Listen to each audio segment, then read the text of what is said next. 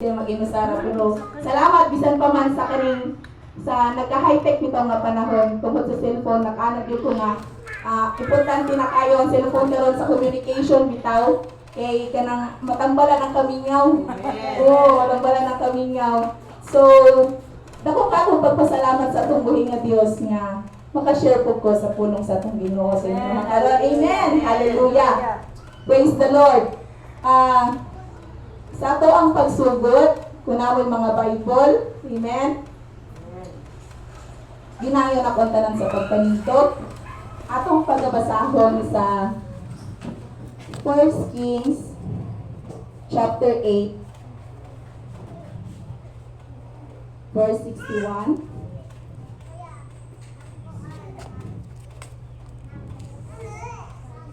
Nag-ingon siya sa iyang pulong sa English.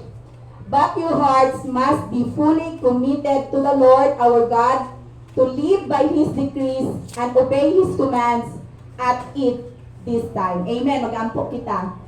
Kamhana, nagmahigugmaon na mga Diyos, dako o Diyos, sa among pagpasalamat o God, sa imong pagkamaayo o God, sa among mga kinabuhi o Diyos.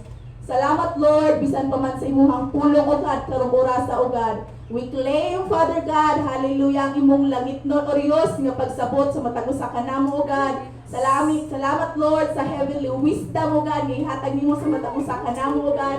And Holy Spirit, we welcome you in this place. We welcome you to fill our hearts, O God, with thanksgiving, to fill our hearts, O God, with understanding, O God, with wisdom, O Lord, nga masabtan namo, o Diyos, sa imong pulong, nga ang imong pulong, O God, hallelujah. Mahimo o Diyos, nga gabay namo sa matag adlaw namo pang panginabuhi niining kalibutan, Father God. Salamat Lord nga human na nimo kinapanalangina ng imong pulong. And Lord, we are claiming, O God, your words, O God, nga matisok o Diyos sa matag usa namo kakasig-kasig.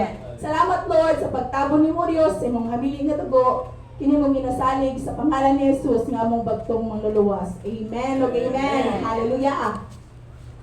So, pwede na kita maglingkod. Amen. Hallelujah. So, daton ta mo sa tema nga nagkaingon, being fully committed to God. Kung sa Bisaya, pagka matinud-anon sa Ginoo. Amen. Lisod kayo usahay ning word nga pagka matinud-anon. Amen. Usahay gani sa kaning isig katawo nato, lisod kayo magpagatinud-anon. Lisod na kaayo ang kining maging matinud-anon. Atong basahon kung sa ang meaning sa committed sa Webster Dictionary, yung siya diri nga feeling dedication and loyalty to a cause, the act of committing oneself, pledging, engaging, or promising oneself to another, loyal and willing to give your time and energy to something that you believe in. So kung ingnon nato nga committed igsuon is partner niya ang loyalty of promise. Amen.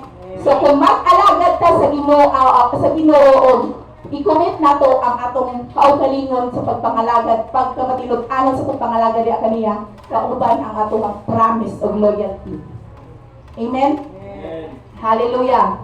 So, sa ato ang panahon karon mo tong ingon ganiha nga lisod na kaayo sa commitment. Sa mga batan-on, usahay gihimo na lang joke ni commitment. Kanang makit-an bitaw nila sa uban nga pisya na nay uyab, dapat na ako na rabutoy uyab.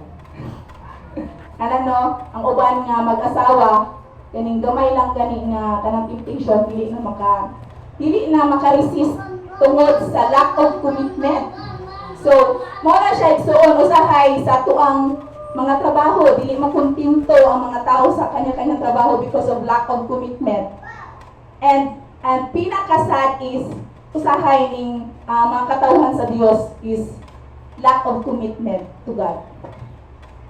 Kini okay lang nga mag-alternate karon simba sunod dili sa nakasimba ito kung last Sunday sunod dili sa Lord. No, anak no? So, importante kaayo nga we must be fully committed to God. Nga dapat matinud-anon ta sa pagpangalagad diha sa atong buhi nga Dios. Amen. The Lord makes a commitment. Even the Lord makes a commitment. Even God, naa siya'y commitment sa atoa. So, kung fully committed ta diha sa atong buhi nga Dios, He will be committed to you too, and He will be committed in strengthening you. Pag matinod-anon ka nga nagapangalaga diha sa atong buhi nga Dios, pagalipunon kaniya igsuon. Amen? Amen. Hallelujah. So, pag magtanong ka sa Ginoo nga nagkalagad ka sa iyaha, nagtanong ka sa iyaha, expect igsuon na kay harvest. Amen? Amen. Hallelujah. So, ang commitment ng God is vice versa. Dili pwede nga, sige lang bitaw taong ampo nga, Lord, tagaay ko ginani, tagaay ko ginana. Lord, asa naman ako mga pag-ampo? O dapat ato pong una-unaon sa atong kaugalingon, unsa po atong na-offer diya sa atong buhi nga Dios. Amen? Imo bang, una-unaon nimo, ang imo bang commitment is full pa diya sa atong buhi nga Dios. Kay usahay unfair kita, selfish ba kayo tay suon. Kay kanang usahay atong ginahuna is atoan na lang kaugalingon. No, so dapat is vice versa commitment. Kaya pares ito sa mag-asawa nga kung ginapagsilbihan kaniya, pagsilbihan po niyo siya. So ana. So in ana ang commitment igsuon. So ngano, why does God wants us to be committed to Him? Nganong gusto sa Ginoo nga magmatilon-anon ta diha sa iyaha? Una, God wants you to be committed to Him so that the world may know He is important to you.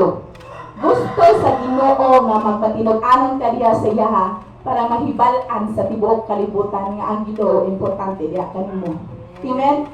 Usahay, dili na to ma-recognize nga nakit-an na sa ubang tao nga unsa man gyud ang naa diha, unsa man naa sa ilahang Ginoo nga kada Sunday mo simba man gyud sila. Usahay dili nato mahibal-an nga ang ubang tao is nagatan-aw bitaw sa tuwa.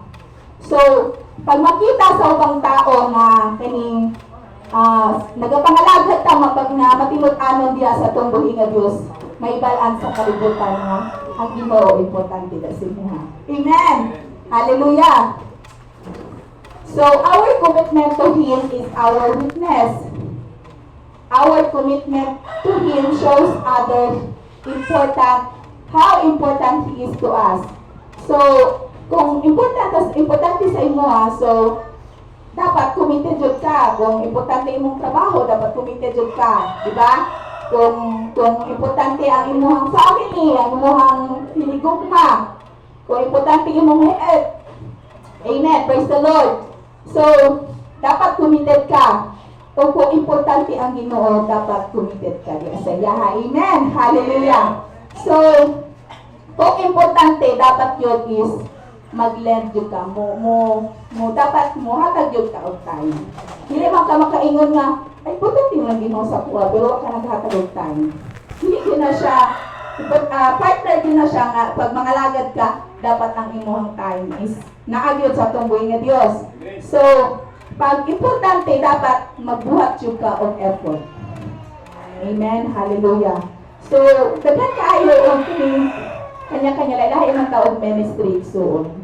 So, dili nimo i-look down ang imong kaugalingon kung dili man ka makasong leader or dili man ka maka-leader, daghan ka pong lahi-lahi nga ministry.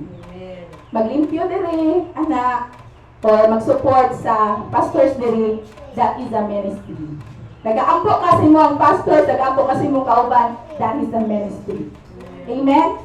So, kung importante sa imo ang Ginoo, dapat committed ka para mahibal-an sa ubang tao nga ang Dios important sa imong kinabuhi. Amen? Hallelujah.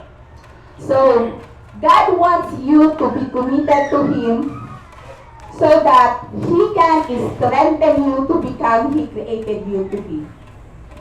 God wants you to be committed to Him so that He can strengthen you to become what He created you to be. Gusto sa Ginoo nga magmatilod-anod ka sa pagpangalagad para maligpon kaniya kung unsa ang iyahang purpose nga nung gibuhat kaniya. Amen? Inay mo kauban, purpose. Amen? Hallelujah. So, naatay purpose nga nung gibuhat ka sa itong buhay nga Diyos.